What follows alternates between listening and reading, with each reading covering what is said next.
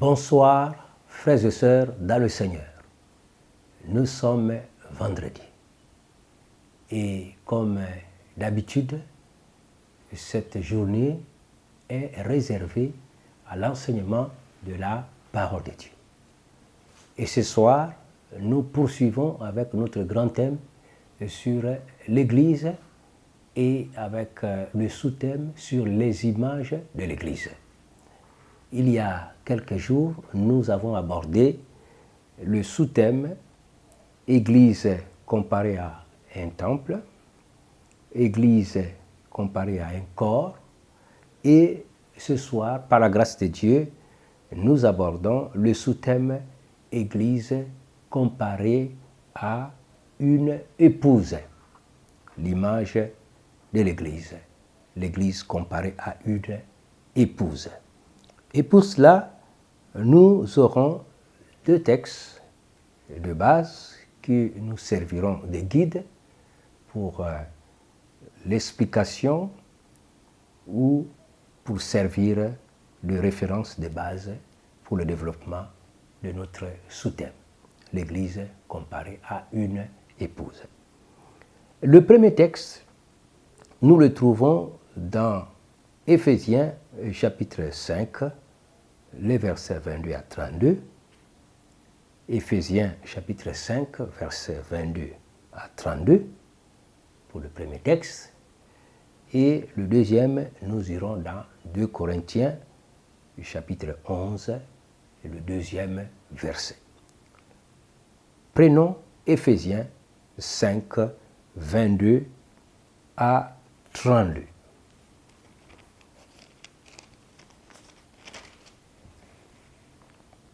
Femmes, soyez soumises à vos maris comme au Seigneur, car le mari est le chef de la femme, comme Christ est le chef de l'Église, qui est son corps, et dont il est le sauveur. Or, de même que l'Église est soumise à Christ, les femmes aussi doivent l'être à leur mari en toutes choses. Maris, aimez vos femmes, comme Christ a aimé l'Église et s'est livré lui-même pour elle, afin de la sanctifier par la parole, après l'avoir purifiée par le baptême d'eau, afin de faire paraître devant lui cette Église glorieuse, sans tache, ni ride, ni rien de semblable, mais sainte et irrépréhensible. C'est ainsi que les maris doivent aimer leur femme comme leur propre corps. Celui qui aime sa femme s'aime lui-même, car jamais personne n'a haï sa propre chair, mais il la nourrit et en prend soin, comme Christ le fait pour l'Église, parce que nous sommes membres de son corps. C'est pourquoi l'homme quittera son père et sa mère et s'attachera à sa femme, et les deux deviendront une seule chair. Ce mystère est grand. Je dis cela par rapport à Christ et à l'Église. Du reste, que chacun de vous aime sa femme comme lui-même et que la femme respecte son mari. Verset 32. Ce mystère est grand, je dis cela par rapport à Christ et à l'Église. Amen. Nous prenons le deuxième texte dans 2 Corinthiens, le chapitre 11 et le deuxième verset. Car je suis jaloux de vous d'une jalousie de Dieu, parce que je vous ai fiancé à un seul époux, pour vous présenter à Christ comme une vierge pure. Amen. Car je suis jaloux de vous d'une jalousie de Dieu, parce que je vous ai fiancé à un seul époux, pour vous présenter à Christ comme une vierge pure. Gloire à Dieu. Prions. Seigneur, merci pour le privilège d'être à l'écoute de ta parole ce soir.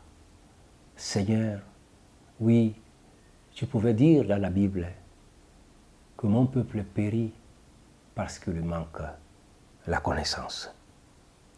Oui, ce soir, nous sommes au bénéfice de la connaissance de ta parole.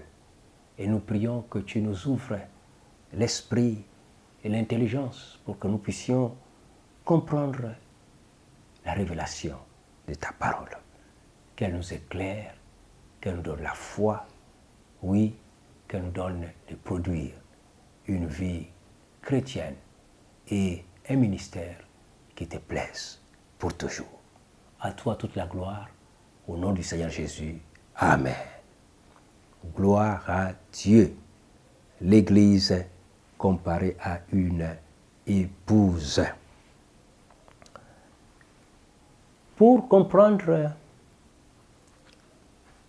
cette image, alléluia, de l'Église comme l'épouse de Christ, il convient de nous faire comprendre que lorsqu'on prend une image, on veut représenter une certaine vérité spirituelle. Et donc, il n'y aura pas toujours une correspondance identique. C'est important. Nous prenons un élément qui est terrestre et qui est passager, éphémère, pour représenter une vérité qui est appelée à durer éternellement, une vérité spirituelle. C'est important. Comme préalable, certaines bases qui nous permettent de bien exploiter notre texte ou nos textes bibliques. Il s'agit d'une image terrestre imparfaite pour illustrer une vérité spirituelle complète et éternelle. Souvent, les vérités spirituelles ne sont pas faciles à appréhender. Dieu descend à notre niveau terrestre, humain, pour nous faire comprendre ces vérités en les illustrant avec certaines réalités de la vie terrestre pour illuminer notre intelligence et nous introduire dans le domaine de la compréhension. Gloire à Dieu. L'épouse.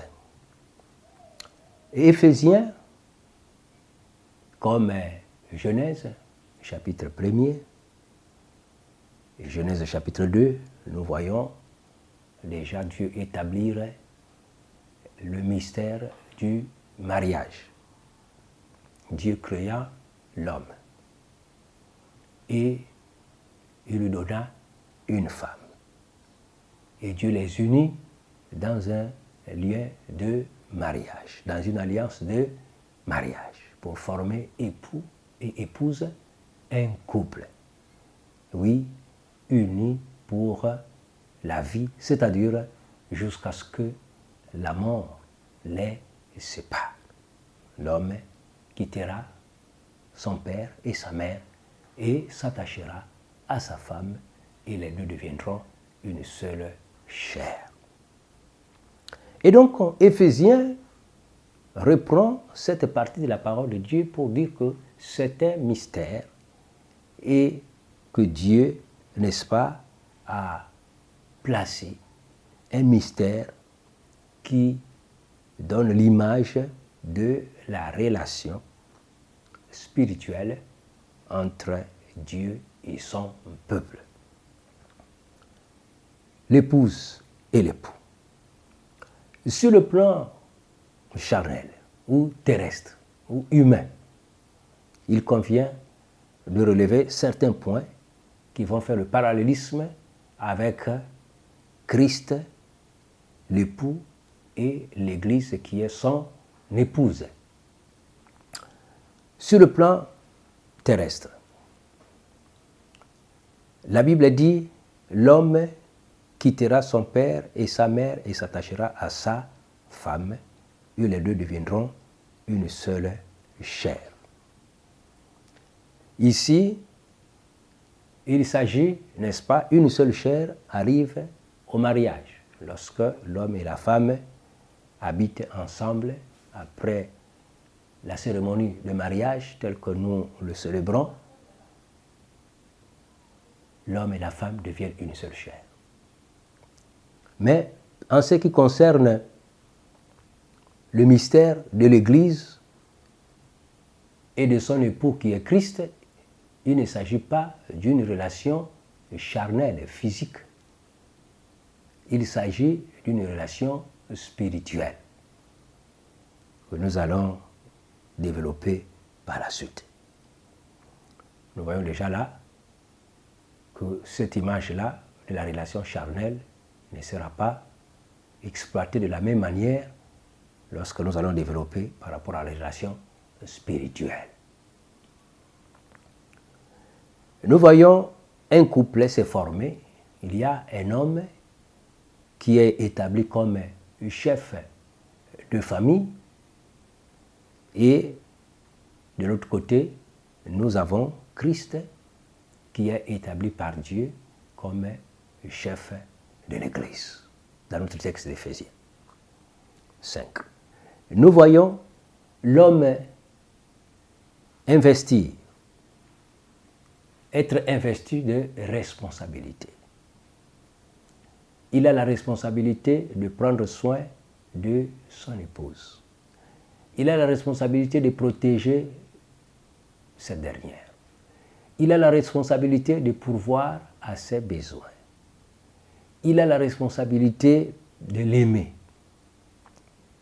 Il a la responsabilité de la chérir. Il a la responsabilité de l'instruire, même sur les voies du Seigneur. L'homme étant le premier responsable, il est aussi le responsable spirituel pour conduire les affaires spirituelles de sa maisonnée, pour conduire sa maison sur les voies droites du Seigneur, comme les patriarches le faisaient à l'époque. Donc l'homme est le premier responsable. De la même manière, Éphésiens dit, Christ est le premier responsable de l'Église. Et dans sa responsabilité, Christ prend soin de son Église. Christ nourrit son Église avec la sainte parole, avec la saine doctrine. Christ pourvoit aux besoins de son Église. Christ lui a donné le Saint-Esprit, qui est l'administrateur des grâces divines issues de la rédemption. Tout ce dont l'Église a besoin sur le plan spirituel pour aimer Dieu et le servir en esprit et en vérité, le Saint-Esprit pourvoit à tous ses besoins. Le Saint-Esprit est appelé à pourvoir à tous ses besoins. Christ protège son Église. Christ exauce aux prières de son Église qui sont faites en accord avec la rédemption qu'il a accomplie pour l'humanité. Christ équipe son Église de puissance au travers du baptême du Saint-Esprit. Christ équipe son Église de puissance au travers de la manifestation des dons spirituels qui sont les canaux de la manifestation de cette puissance que l'Église reçoit par l'expérience du baptême du Saint-Esprit. Christ défend l'Église auprès de Dieu. Christ joue le rôle d'intercesseur, d'avocat. Il plaide en faveur de son Église. Christ sanctifie, purifie son Église. Donc Christ travaille au moyen de la parole de Dieu, avec persévérance et avec patience, oui, pour présenter plus tard à Dieu, son Père, une Église sans tache, ni ride, ni rien de semblable. La Bible dit que Christ, toujours dans ses responsabilités, a profondément aimé l'Église au point de mourir pour elle. Donc Christ défend l'Église jusqu'à la mort. Il meurt pour que l'Église, son épouse, vive. Ainsi, Christ, le chef, le premier responsable, accomplit parfaitement ses responsabilités d'époux vis-à-vis de son Église qui est ici l'épouse de l'agneau. De l'autre côté, Éphésiens nous présente, n'est-ce pas, les responsabilités de l'épouse. En disant, oui, l'épouse doit se soumettre à son époux comme l'Église est soumise à Christ. Donc là, on voit les responsabilités de l'épouse. L'épouse doit se soumettre à son époux. Donc l'Église doit se soumettre à son époux, qui est Jésus-Christ. Donc Éphésiens dit que l'épouse, oui, en se soumettant, l'épouse accomplit une œuvre excellente. Elle respecte son époux. Et non seulement elle respecte son époux, elle a aussi d'autres tâches à accomplir dans la maison de son époux. Et nous voyons ces tâches, par exemple, dans Proverbe 31. Le proverbe, n'est-ce pas, que nous aimons souvent dans les mariages, nous le citons, la femme vertueuse. Et oui, à partir du verset 10, le proverbe 131, on nous parle de la femme vertueuse. Donc elle a des qualités, elle a des responsabilités. Par exemple, elle ne mange pas le pain de la paresse. Elle se lève très tôt pour attribuer des responsabilités à ses enfants, au personnel qui travaille. Oui, elle-même, elle travaille d'arrache-pied. Oui, pour être une source complémentaire, vous voyez, d'économie, de production, de richesse pour sa maisonnée. Le mari travaille, elle aussi, avec ses mains, avec ses compétences, avec ses talents. Elle apporte aussi sa contribution pour le bien-être social, économique, matériel et même spirituel pour sa maisonnée. Non, la femme vertueuse travaille. Elle ne mange pas le pain de la paresse. Elle est sociable. Oui, elle participe au social. Elle est généreuse. Elle bénit sa maison. Elle bénit aussi les nécessités qui sont dans la ville, dans la communauté. La femme vertueuse, elle travaille pour son Dieu et pour son époux. Ainsi, l'Église comparée à l'épouse de Christ, l'Église reçoit également la grande responsabilité. Oui, de se soumettre premièrement à son époux qui est Jésus-Christ, l'agneau de Dieu. Et l'Église, elle a la responsabilité, vous voyez, en se soumettant, signifie d'obéir aux enseignements de son maître, de son époux, obéir aux conseils de son époux. L'Église doit obéir, oui, à l'enseignement qu'elle reçoit de la part de son époux, au moyen, bien sûr, de la Bible et des ministres de Dieu exercés à cette fonction, à enseigner, à paître le troupeau de Dieu. Donc, l'Église est appelée à la soumission, à l'obéissance. L'Église est appelée également à servir son époux.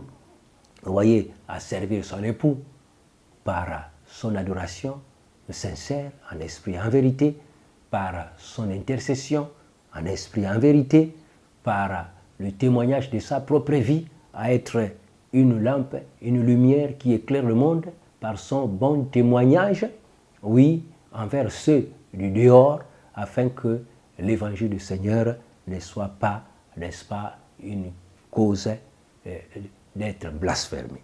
L'Église également, n'est-ce pas, doit servir son époux. Comment? Par le ministère envers son prochain, par l'évangélisation. L'Église doit évangéliser, servir son époux au moyen de l'évangélisation. L'Église doit enfanter, vous voyez, des enfants spirituels à son époux au moyen de l'évangélisation. L'Église enfante, vous voyez, des enfants spirituels, oui, des âmes qui doivent rentrer dans le royaume des cieux. L'Église travaille pour la moisson. L'Église s'engage dans la moisson intérieure, oui, dans la ville, dans la province.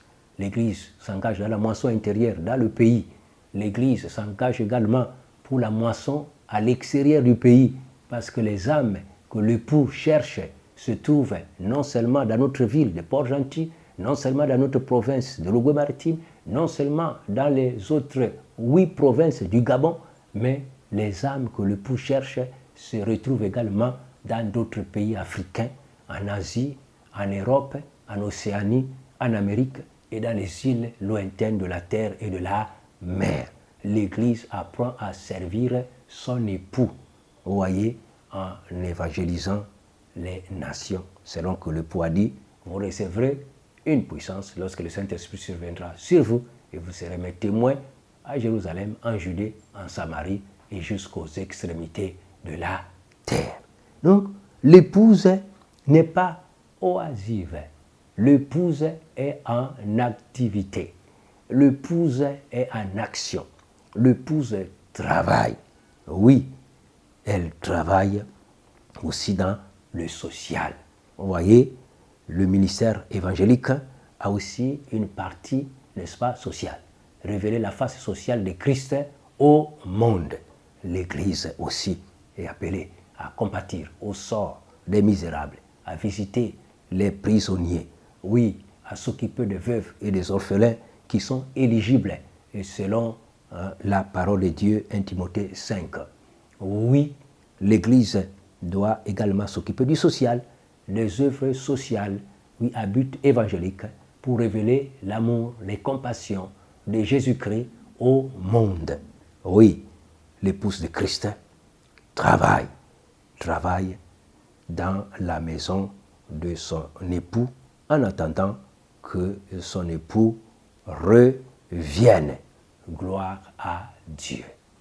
Nous parlons maintenant les noces de l'agneau et l'attente de l'épouse. Dans 2 Corinthiens chapitre 11, le verset 2, notre deuxième texte de base, nous avons lu par la bouche de Paul, qui écrivait à cette église de Corinthe, « Je vous ai fiancé à un seul époux pour vous présenter à Christ comme une vierge pure. » Ici, Paul apporte l'idée de fiançailles entre Christ et son épouse qui est l'Église. Et pourquoi est-ce qu'il parle de fiançailles? Oui, Paul parle de l'idée de fiançailles en considérant que Christ n'étant pas encore venu, l'Église est en attente de ce dernier. Et donc cette position d'attente, Paul, n'est-ce pas, la compare à une fiancée qui serait en train d'attendre, n'est-ce pas, de rencontrer son époux. La Bible appelle ça, n'est-ce pas, la grande rencontre, les noces de l'agneau. Les noces de l'agneau. Nous lisons dans Apocalypse chapitre 19, versets 7 à 9. Nous lisons la parole de Dieu. « Réjouissons-nous et soyons dans l'allégresse et donnons-lui gloire, car les noces de l'agneau sont venues et son épouse s'est préparée. Il lui a été donné de se revêtir d'un fin lin éclatant pur, car le fin lin, ce sont les œuvres justes des saints. » Et l'ange me dit, « Écris, heureux ceux qui sont appelés au festin de noces de l'agneau. » Et il me dit, « Ces paroles sont les véritables paroles de Dieu. » Amen. Oui, l'attente de l'épouse. La Bible dit ici que l'époux qui est Christ, qui est le chef de l'Église, est encore invisible aux yeux de son épouse. Donc l'épouse qui est l'Église n'a pas encore vu de ses propres yeux, n'est-ce pas, son époux.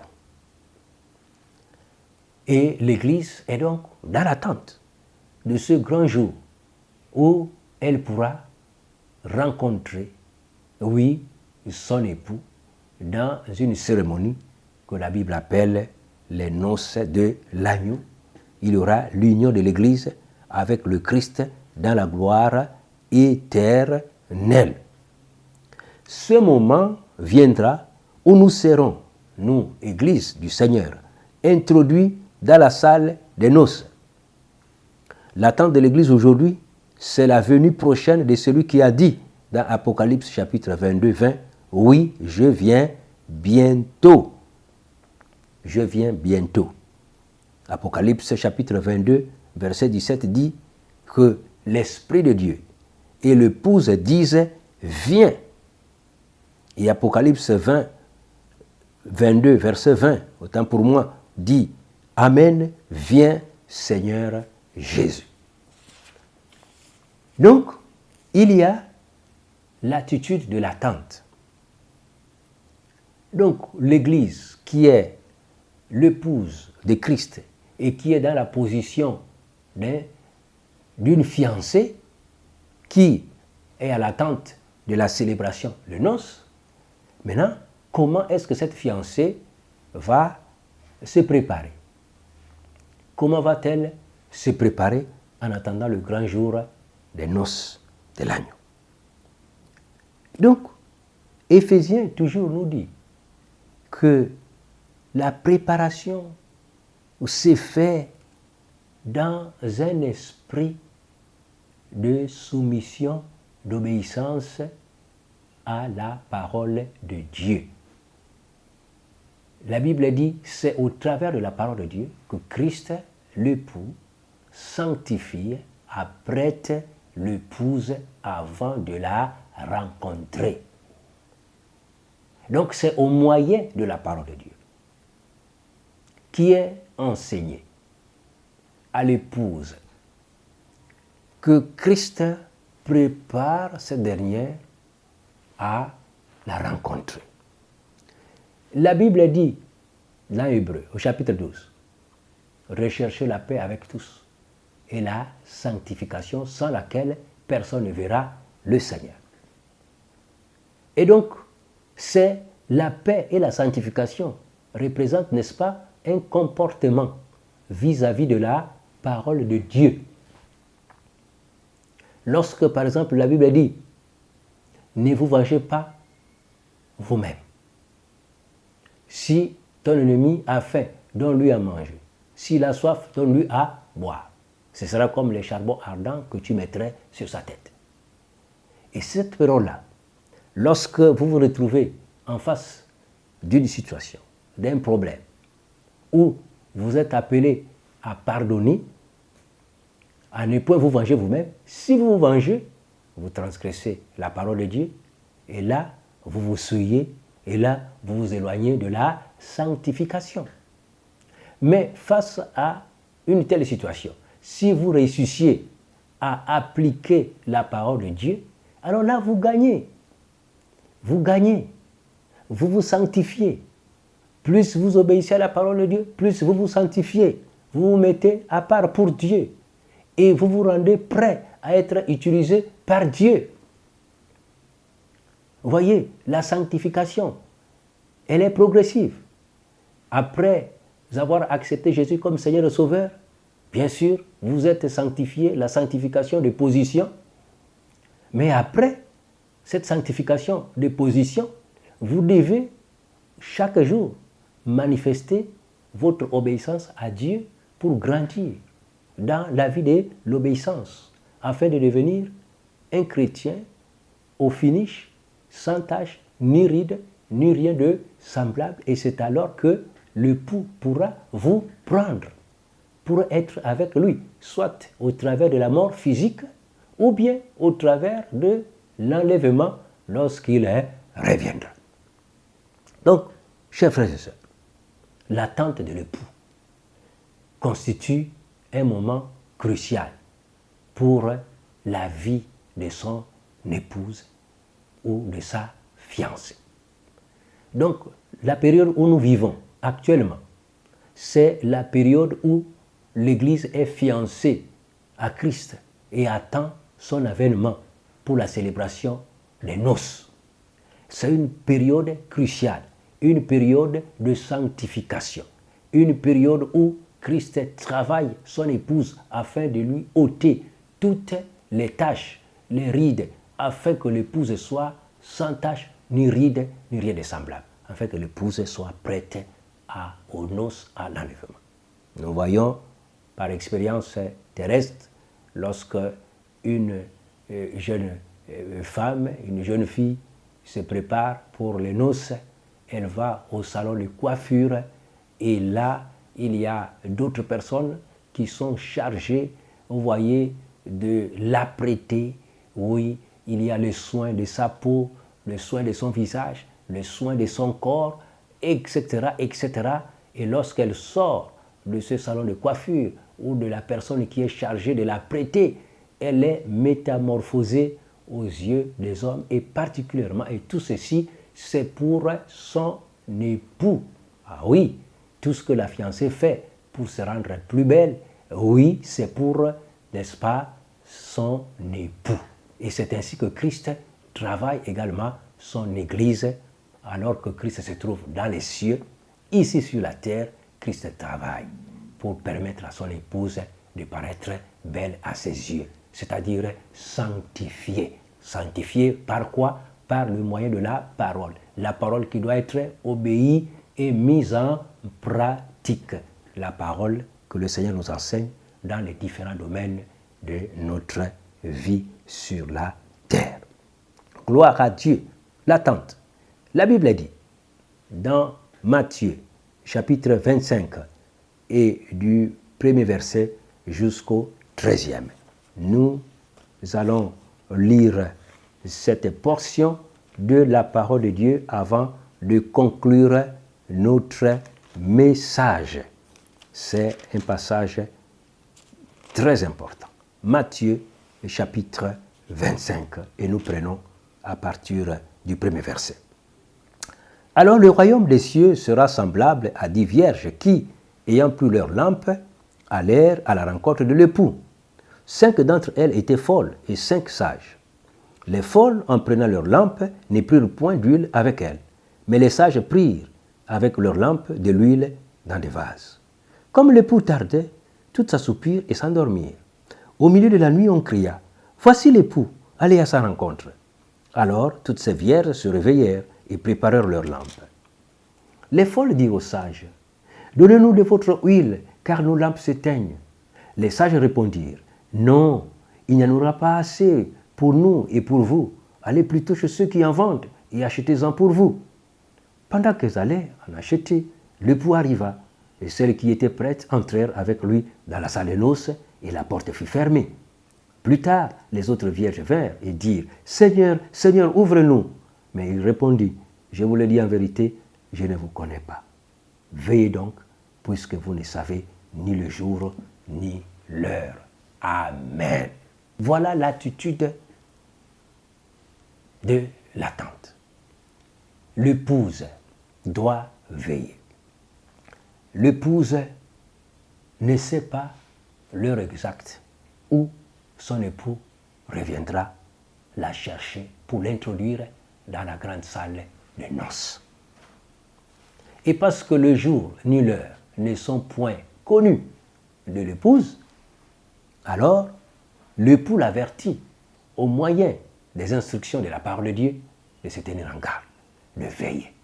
Veiller dans la prière, veiller dans l'enseignement de la parole, veiller dans la communion fraternelle, veiller dans la fraction du pain, veiller dans les enseignements à recevoir de la part de l'épouse, au moyen de ses serviteurs qui sont sur la terre. Veiller dans l'exercice de ses responsabilités. Veiller à être soumise à son époux. Veiller à accomplir les tâches qui lui sont assignées. L'épouse a des tâches comme la femme vertueuse. À Anna, également, l'Église, comme épouse de Christ, femme vertueuse, aussi a des responsabilités à remplir avant l'arrivée de son époux. Et quand ce dernier viendra, à l'improviste, il va évaluer, oui, le travail de son épouse. Il va évaluer la préparation de son épouse, qui a la position d'une fiancée. Si la préparation n'a pas été bonne, si la fiancée se rend indigne, n'est-ce pas, de ce grand événement, alors elle risquerait d'être disqualifiée. Voilà les 10, comme notre parabole nous l'a décrit. Parmi les 10, 5 étaient prudentes.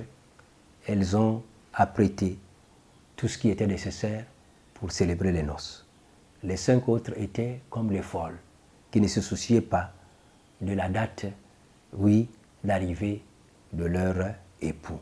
Elles ont négligé les préparatifs. Elles se sont négligées. Et à cause de cette mauvaise attitude, de l'impréparation, de la négligence, alors elles ont raté les noces de l'agneau. L'Église comparée à une épouse. L'Église donc a un époux. Cet époux-là s'appelle Christ. Cet époux est fidèle dans ses responsabilités vis-à-vis de son épouse. L'Église doit être rassurée que son époux ne le décevra jamais. L'Église doit être rassurée que son époux ne manquera jamais à ses responsabilités. L'Église doit être rassurée que son époux est fidèle. L'Église doit être rassurée que son époux est tout puissant. Il a les moyens et les capacités de remplir ses engagements vis-à-vis de son épouse. L'épouse doit être rassurée de la protection de son époux, une protection sans faille, parce que l'époux est tout puissant. L'Église doit être rassurée que son époux a mis tous les moyens spirituels de son côté pour l'approvisionnement de tous ses besoins spirituels en vue du service et de la vie spirituelle. L'épouse doit être rassurée que le Saint-Esprit, qui représente Christ, lui témoignera toujours sa fidélité. Oui, l'Église, l'épouse, doit être rassurée que l'époux travaille à l'ombre pour l'apprêter, au travers de la parole de Dieu, à être une fiancée prête à entrer dans la salle des noces. De l'autre côté, l'époux qui est Christ a des attentes vis-à-vis de son épouse. Oui, c'est principalement la soumission.